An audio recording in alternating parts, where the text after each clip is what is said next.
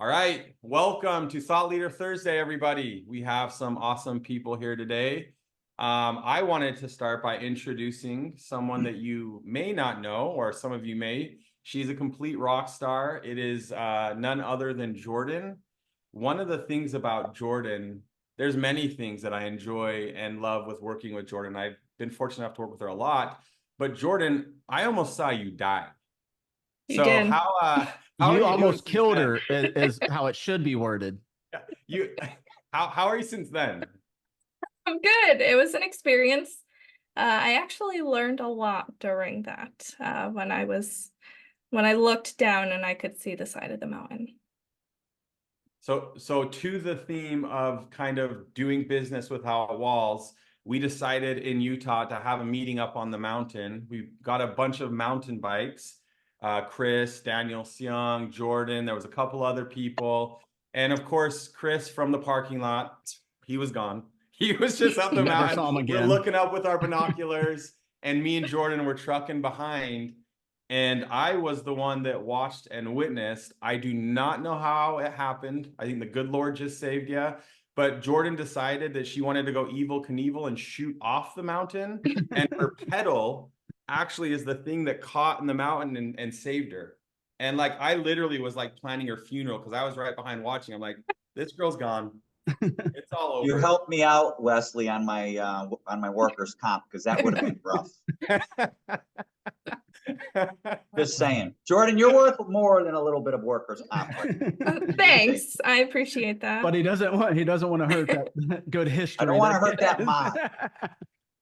I remember, I definitely, it took my breath, and I remember looking up. Chris stopped, and he looked back, and he shook his head, and he kept going. I was like, I'm not stopping this time. Well, if you remember, so I was like, ring the bell and give up. I was like, you can, like, but I will never provide an environment for someone to easily give up. But I was like, gee, you almost just freaking died. So, like, are we turning back? And I was really proud of you. You were like, you took a big breath. You got yourself crazy and psyched up, and we just kept trucking on the mountain. And that tells a lot about who you are. Yeah. We've also got Chris Paradiso. So if you were at Soup Live in 2022, you got to see Chris speak. Chris is one of the brightest minds in the industry, not only on the tech side, but the agency side.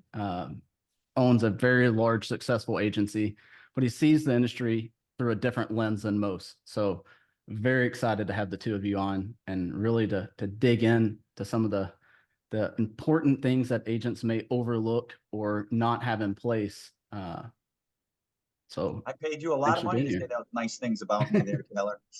Yeah, I had to cross out about 90% of what you sent over because it was too sweet. So Chris, with that being said, and Jordan, we have what we want from this is very tactical driven. At the end of this, there will be an actual step-by-step document that someone can use to leverage the tactic and technique that we're going to discuss here. But Chris, why don't you kick us off as to some of the things we're going to discuss today in this call? Well, when you reached out to me and said, hey, let's talk about a few things, well, we could go a lot of different routes, right? But the route I really wanted to go down is learned an awful lot being an insurance expert witness for I only sit on the side of defending and helping insurance agents, mostly independent insurance agents. So one of the pieces that we feel is invaluable, we had this long before I became an expert witness in the insurance space, but we've really fine-tuned this, which is in the insurance world, we use initials, but in the lawyer world, when I was on the stand, the attorney called it the cover your ass letter. And what is that? That is basically a form when we do business with people. It is a multiple of questions because, as we know, as insurance agents, clients don't want to spend more money most of the time. They don't always want to buy your recommendations when you really feel this person needs an umbrella, whether it's personal or commercial. Or, hey, something as simple as uninsured and underinsured motorists or medical coverage, right? So, Jordan, I was hoping, do you think you would be willing to pull that up so we could actually show people? And this absolutely. is a letter that is done at the time of the closing when we're actually sending over, which we do 90% of our business via electronic signature. This is a part of it. And when we're sitting down with people, we do walk through this. Even if we're on the phone, we walk through each and every one of these questions. And I will tell you, it has been extremely helpful in saving our heinies from E&O claims. One of the largest would have been back in 2013 when we had that massive hurricane that hit New York and the Connecticut shore. And we had clients that didn't buy flood insurance and their buildings actually floated away in Long Island Sound. And we were very fortunate to be able to have this. Jordan, you want to just kind of fill in here and maybe talk about a couple of the questions? Yeah, so what we're looking at is the commercial lines, understanding your coverage is what we call it. And what it basically is it's breaking down each line of business. So it talks about, do you understand? Do you want? Some of the things include employment practice liability insurance, cyber liability, professional liability. And we always go through this and we have obviously the communication first, and then we send this out and we fill this out. And then basically what it says is you are signing off stating that you understand the coverage selections and limit choices that you're purchasing. One thing that we have added, we're always looking to add, is communication strategies, because we're always looking to include that. And there was a new law for communication that we'll dive into a little later, but we want to communicate with the client the way they want to be communicated with. So Jordan, really, I'm sorry. Go ahead, Taylor. when this gets sent, like you said, it's at the time of, closing. Mhm. How do you respond if they were to select no to, understanding a certain coverage or an item on this form? So what happens, Taylor, and I'm sorry to step in on you, Jordan. What happens is we've already pre-filled. We've gone through all this with the client prior. So we've already selected the answers. If on very rare occasion, which it has happened about 3-4 weeks ago, a client actually said, hey, I can't sign this. I would like to discuss with you the EPLI insurance. I know you brought it up. What ended up happening was the client at the time was kind of rushed for time. So he kind of just moved on. But then he says, hey, can you tell me a little bit about this coverage? You keep saying on how important it is. And then I went into it, what EPLI, also called EPL, depends on what part of the country you're in, the employment practices liability. The gentleman actually ended up purchasing the policy.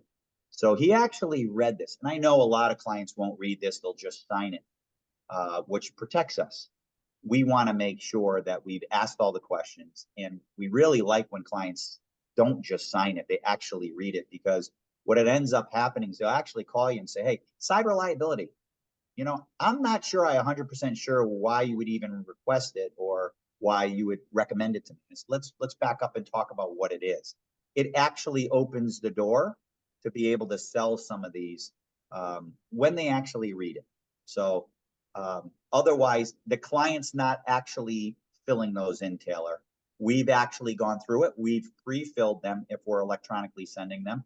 But we do make a little note to say, hey, please make sure you read all these questions. We've gone over all these coverages. If anything changes, please don't sign it. No, and I love that. And one of the things that really opened my eyes when we came out and spent a couple of days at your agency last year was I was thinking it was right about this time last year. It was how systematic y'all run the agency, and that there's a process for everything to eliminate even the possibility of not doing something consistent the same way as before. And that's where I see a lot of agents drop the ball, is they don't hold themselves accountable by using something like this, because it requires them to go through and make sure that they cover everything. And by not they can't have the customer sign off if they didn't do their job as well. As much as you say it that way, Taylor, it's also, I would tell you, the number one reason why people can't scale. Mhm. If you truthfully come into the insurance space and you want to grow, you have to be able to build those processes and procedures almost like robotic in order to scale. And if you look at anybody who's scaled back in history, it all started with Henry Ford. When he was able to basically create that line, right, which is basically robots now that are actually putting cars together, but it's scalable. It's not scalable if we don't have everybody, dotting their I's and crossing the T's the same exact way. And the common agency, unfortunately, doesn't have this. And Jordan could share a whole hour presentation just on our intranet, which carries every process and procedure. Oh, absolutely. No, and there's a difference between growing an agency and scaling an agency. An agent as a one man or woman operation can grow a large agency, but until you've got the systems in place and the processes in place, you can't scale. Use Henry Ford. I like to use McDonald's as an example. I do too. So there's a documentary called The Founder, and I've watched it a dozen times. And if you're listening, you've probably heard me speak about it if we spoke one-on-one. And the reason it had such an impact is every McDonald's is ran and operated the exact same way, no matter where they're at in the world, from one country to another, one town to another. You can walk into the kitchen and it's laid out in the same manner that, the fry cook isn't making milkshakes and running the cash register. They know their station, they know their responsibilities, their duties. And it allows that if that fry cook were to walk out, they can bring someone in, get them trained up and replace that role very quickly. And that's that scalable, piece versus growing. I hope everybody wrote down one thing from what you just said, Taylor. Growth and scalability are two different avenues. Absolutely. Hey, I got a question for you guys. So Sure. you get this document, there's a column on there where they're going to say potentially no, no, no. How effective has this been when you check back in on your client later, and how many policies, if any, come from all of the people that said no to some of these questions? Well, I wish I had an exact percentage, but I would guesstimate between 5 and 8%. We then write. But I've also seen the biggest impact it has had is when people have gotten sued. I have a very close friend who's born and raised in Italy, several miles from where my family is in Italy today. And he didn't buy EPLI insurance and he was sued. And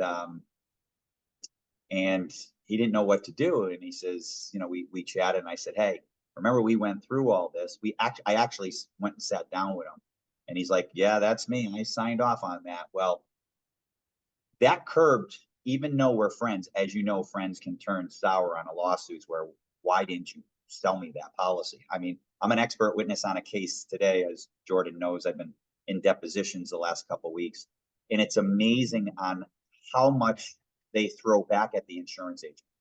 And I also have had cases where on flood, an attorney reached out to and asking for the file. And I said, oh, by the way, did you know she signed understanding your coverages, where we offered flood. She signed stating she didn't want flood. He says, do you mind sending that to me? I thank the good Lord back in 2013 we had that. He literally called me back. He says, I don't need the rest of the file. They never proceeded. I could probably give you 25 to 30 stories that have saved our hiney, because we have that form that says, hey, we offered all this. I'm not recommending agents just not offer it and have them sign off to protect them. I'm recommending you have those conversations. They say no, because what you'll see is a lot of people, I wouldn't say a lot, small percentage, maybe 10% won't sign that. They'll say, you know what, before I sign it, I want to hear more about this. For example, we have earthquake coverage, right? We've recently on liquor liability, because of the lawsuit that I'm an expert witness in, is because liquor liability carries in many states is there's beer and wine permit and hard liquor, which is a full liquor permit.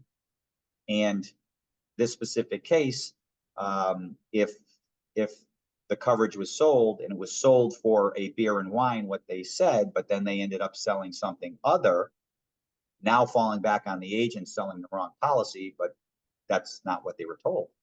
I only give this as an example, as is because we're only as good as the information we get from our clients, number one. And number two, how can we remember all of what we discuss? And number three, it's in writing, they're signing, knowing that we reviewed. So And I highly recommend. a key part of that too, Chris, is not only having that signature, but actually uploading it and attaching it into the management system. Having that in the management system where it's date and time stamped, and having that for cases like the depositions that you are in, you'll be able to pull that and have that ready for you. So, Chris, with your experience being an expert witness, is there a difference between an agent having a form saying, you know, I decline the following coverages versus I understand and these coverages were provided to me? That's a great question. I haven't seen where it played a role in any case so far. Where I've seen all of the issues in every case I've been involved in is documentation. Yeah. The agency management system needs to be documented. The other two areas that I would tell you that have been terribly represented is, number two, is dropping not only the paperwork. The paperwork is one big thing. I totally agree. Having all the signed documentation and the cover your ass letter. But third, and probably the most important, 90% of us agents are on VoIP, I would say. And I know that's a guesstimate of 90%, 80%. How many of us are actually dropping every phone call in the management system? And when people say to me, well, it doesn't matter because it's saved forever, good luck finding it if it's 2 years later, right? So having all that, as Jordan just hit, having all that inside the management system is absolutely critical. And the reason why is because, remember, an agency management system holds up in court because it's time-stamped, right? Mm-hmm. Which can't ever be changed. And that's why it holds as much weight in court. If you document something 2 years ago, you can't go in today and say, oh, I'm going to go back to 2021 and redocument that. Doesn't work that. Yeah. And for the agents listening, because I've seen it many times, an agent starting off, you know, on a budget, you know, trying to keep things tight, they'll operate their agency starting on their cell phone, and they don't have a way to track and, you know, record and to have it upload. So even starting an agency, you know, being a one-person operation, you still got to look at it, you know, back to that whole grow scalability of, you know, to be able to run this correctly and protect my own ass. I can't cut corners in these areas, because cutting those corners will ultimately, you know, cut the agency right out from under you. I've also learned one major thing as an expert witness, Taylor. What's that? Agents have to, they're presumed guilty. Unfortunately, it's just what I've seen. You have to prove why you're innocent. And it just comes back at kind of as like I'm sure it happens to doctors and CPAs and other professionals. Maybe could be a reason, but I would say open your eyes, because you know, we have to prove our innocence, and it's vitally important to be able to have that documentation to prove that you did exactly as you said. Yeah. And I would say that probably contributes to having to go through the process of getting a license and being held at that, you know, expert, you know, kind of category. You're not just the average person, average knowledge. You're held to a higher standard. And we are. It's the same reason my gun attorney told me not to get my concealed carry, even with my background. He said, because with it, and you were to use your sidearm, you're held to a different, you know, standard than someone that doesn't. So I'll take that risk though, Taylor. Oh, I know you will. Hey, I wanted to add one other major thing. Jordan had said, she had brought up the communication. Is there any way you can bring that back up where we can actually show them? So what happened the only part that Jordan was a little wrong is that it happened last January. So it's been about a year that FCC changed its rules in the forms of communication. So you got to really pay attention if you're utilizing, some people call them drop calls.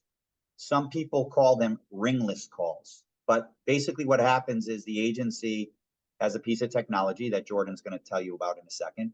And for example, a real easy example is we're going to say Taylor is a client of Paradiso Insurance and he forgot to pay his bill. So we got notification that he's late. So we have a late pay call. That's a drop call. It's a ringless call that goes right in to Taylor's cell phone. And it goes something like, hey, Taylor, this is Chris Paradiso, Paradiso Insurance reaching out to you. You have 3 days to get your payment in on your insurance. If you have any questions about what you owe or want to make a payment, please call our office. So now, because as you know, if you call one client, you have to call all clients. Errors and omissions classes teach you not to call any of them, so you don't have to worry about it. But we kind of disagree a little bit on that because customer service matters, especially to our older clients who sometimes may forget. So we use a drop call system, but because FCC changed the rule last January stating the only way we can use drop calls or ringless calls is if we get permission from the client. So Jordan, why don't you take it away from here? Yeah, so we added this in. So we're always learning, we're always growing. And we learned about this change and we updated our understanding or coverage. So it says, I understand the agency conducts communication to me via phone calls, texts, drop calls, and emails. This can also include like social media. Let's say we're messaging through social media, etc. And we actually have them initial on that line stating that they understand that. And then what we do. What did we do to the back ones? So we had thousands of clients prior to that changing and we were on that. Maybe you could just explain to them both why we had to tag the agency management system, which is a point I hope everybody writes down, but also our approach on going back to all of our existing clients. Yeah, so like Chris said, we are tagging our clients. We do FCC approved. If they initial and say, yep, you can contact me on all those platforms, it sounds great. Or we do an FCC restriction. So let's say they say, Taylor, I don't want you to text me. Can you remove me from that? So we'll do FCC restriction, no text messaging. And how we approached it going backwards in our book of business is we sent out an emails, but emails, honestly, let's be honest, who opens emails anymore? So we included it in our renewal strategy and we sent out letters by mail. Stating that that you're giving us permission unless you reach out to the agency and restricting us from that. So we basically sent a letter to the client, hey, we're assuming it's okay. This is all the forms of our communication. If it's not okay, please contact the agency. We did not have, I don't believe we had one call. Nobody responded. Nope. Yeah. And to add to that, I like to ask what their preferred method of communication is. I'm like, especially during the workday, if it's a quick question, I'd rather get a text and be able to respond than a phone call that then, turns into 5, 10, 15 minutes of wasted time. Mm-hmm. So I always ask that and, then identify them to know like, okay, if I need to send Chris a message, is it better? You would take a call from Paradiso Insurance. You like us. Well, I always screen those calls. But yeah, adding that in, Jordan, you said, or maybe it was you, Chris, that emails, the open rate sucks. One way that we use, drop calls, ringless voicemails is that, hey, Chris, I just sent you a very important email, wanted to make sure that you got it. Let me know, reach out if you have any questions. Because that little notification on the phone of a voicemail, people want to clear those. They don't like to ignore them. Right. So they'll listen to it. Then they're wondering like, okay, what's that important email? And they're going to go check that email. So if you apply that strategy to the email follow-up, that open rate drastically increases. And it's just with your system, you're able to do There's so. other areas that you can use drop calls. We use drop calls on our 60-day personal lines renewal. Just, hey, we're reaching out to you. Your renewal's coming up in 60 days. We're going to be reaching out to you in the coming week to do an account review. Please look out for our phone call. But meanwhile, please give us a call. Yep. You Is could do it there- on birthdays. It's click of a button. What is it, about 1 cent per call, Jordan? Yeah, Maybe so you we might- use Yeah. we Yeah, I use was gonna Sly say- Broadcast. Live broadcast. Um, That's what I was gonna ask. Does that connect to your AMS? Is it connected with Hawksoft or no? No. You go out, No. you go So you got to outside of- drag and drop it. drag and drop, and then yeah, for those that are just starting and maybe have never used ringless voicemail, you use Sly Broadcast. You guys just said it was a penny per ringless voicemail that goes out. Is there also a monthly fee attached to that? I don't believe so. No, it's Okay. very inexpensive. Very, very, very. I mean, it's cheap. And for if you're not familiar with how it works, after I explain it, you'll recognize it'll show up as a missed call. So it actually rings the phone number and for a split second, and then it drops and goes straight to voicemail. So you get the notification of a missed call, but when you look at your phone, you're like, I swear my phone never rang. It's because it drops before it actually gets to that point that your phone is now making that audible noise. And so it just appears as you had a miss. Taylor, it never rang. Yeah.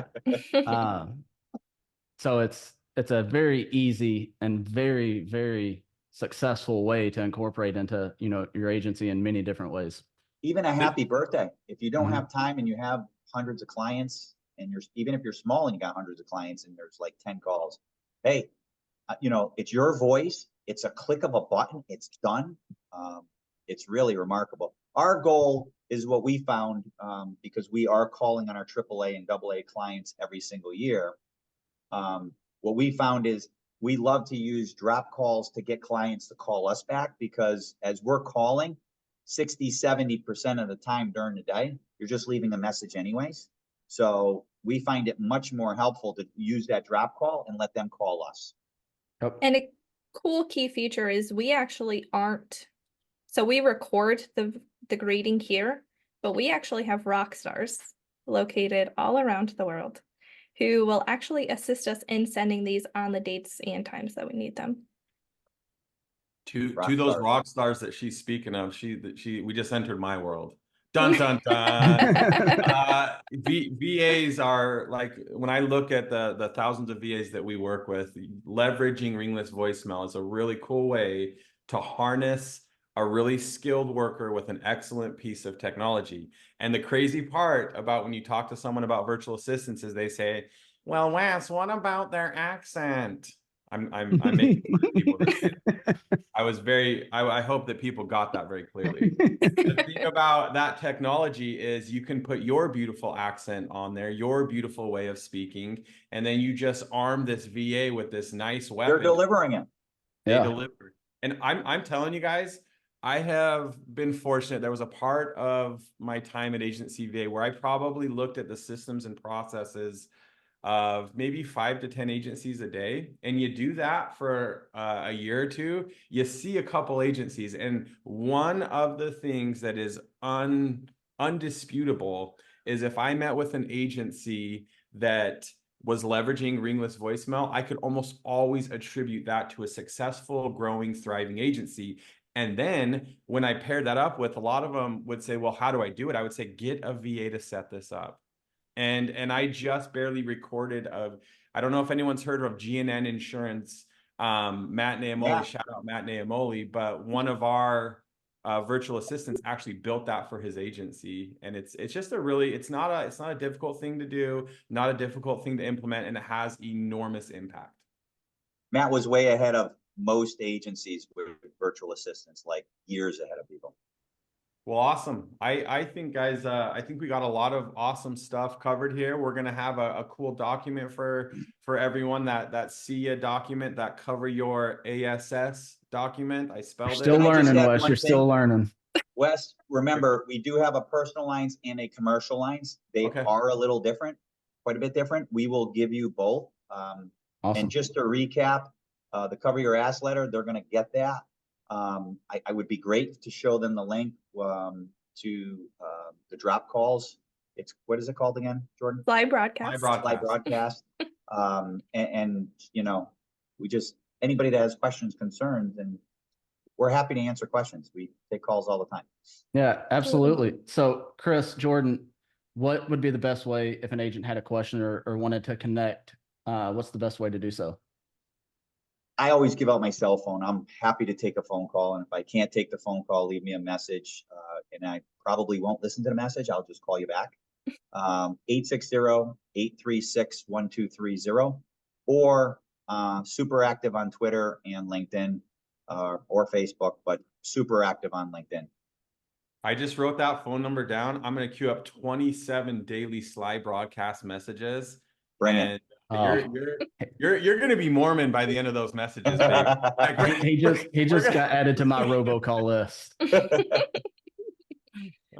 Well, thank you guys so much. Appreciate everything. Appreciate your impact on the industry, and very grateful for the both of you. We appreciate you guys. Absolutely. I see what you guys appreciate are doing for independent agents, and that's what we want to see. We have some coming to visit us next week. But I think they're from Texas, the agency. Believe they are. Yeah. Believe they are. Probably. And they're probably So- amazing people because that's all we have in Texas. Hey, let me tell you something. We're Before fighting I against our stand government, strong with Texas. Texas, baby.